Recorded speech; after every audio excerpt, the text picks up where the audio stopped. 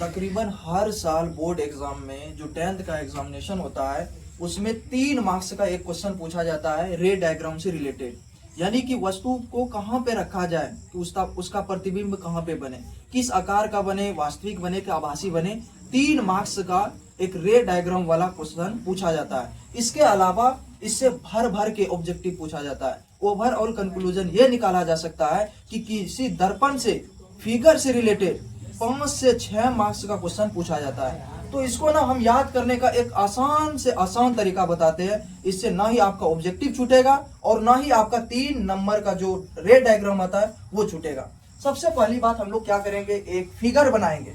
ये हो गया अवतल दर्पण और एक मुख्य अक्ष बना लेंगे, ठीक है।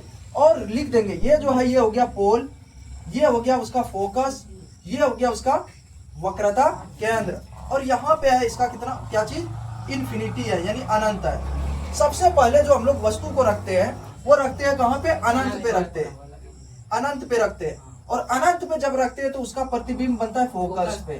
तो देखो अगर यहाँ पे 1 लिखे है तो यहाँ पे 1 लिखे है, मतलब अनंत पे है तो इसका कहाँ पे बनेगा, फोकस पे। जैसे जैसे वस्तु नजदीक जाएगा तो प्रतिबिंब दूर आते जाएगा। अब कहाँ पे रखेंगे वस्तु को, अनंत और सी के बीच में, अनंत और सी के बीच में। तो देखो हम क्या बोले, जैसे जैसे वस्तु नजदीक जाएगा प्रतिबिंब दूर आते जाएगा। अब यहाँ पे आ गया प्रतिबिंब, यानी 2 अगर यहाँ पे है तो इसका 2 यहाँ पे बनेगा। मतलब ये कि अनंत और सी के बीच में है वस्तु तो प्रतिबिंब बनेगा सी और एफ के बीच में।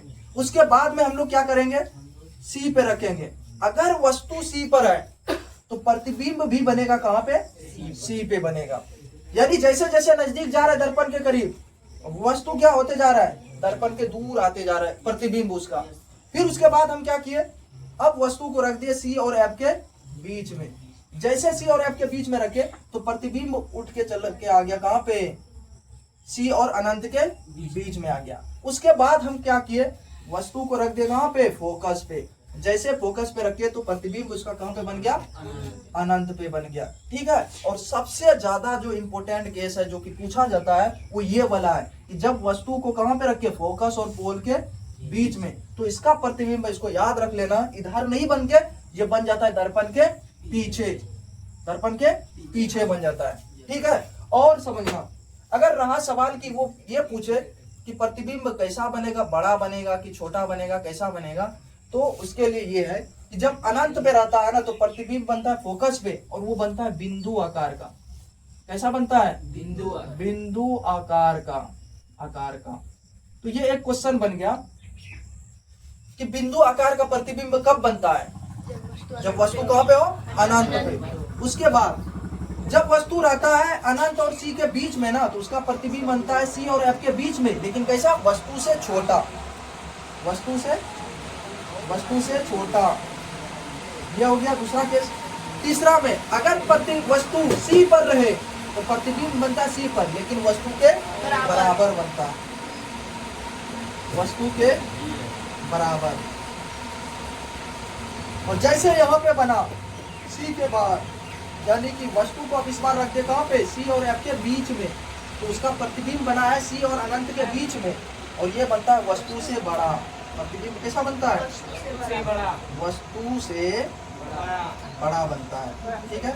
उसके बाद हम कहाँ पे रख दिए, एफ पे, तो इसका प्रतिबिंब बना कहाँ पे, अनंत पे। और जब अनंत पे बनता है तो बहुत बड़ा बनता है, वस्तु से बहुत बड़ा बना।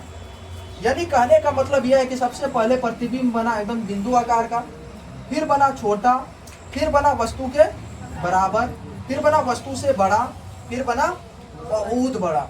इस तरह से काम, इस तरह से आगे बढ़ा है, बिंदु आकार का, छोटा, फिर बराबर, फिर बड़ा, फिर बहुत बड़ा, इस तरह से बना, ठीक है।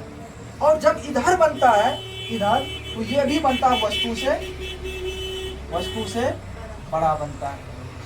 अब पूछा जाता है क्या कि वास्तविक बना है कि काल्पनिक बना है। तो देखो दर्पण के सामने जो भी प्रतिबिंब बनेगा वो कैसा बनेगा, वास्तविक बनेगा। इधर जब भी बनेगा तो कैसा बनेगा, वास्तविक बनता है, वास्तविक प्रतिबिंब बनता है, बिंब। और जो वास्तविक प्रतिबिंब होता है वो कैसा होता है, उल्टा होता है। वास्तविक प्रतिबिंब कैसा होता है, उल्टा होता है, ठीक है। और जो दर्पण के पीछे बनेगा ये बनता है काल्पनिक प्रतिबिंब। कैसा? काल्पनिक बनता है। और काल्पनिक प्रतिबिंब कैसा होता है? सीधा होता है।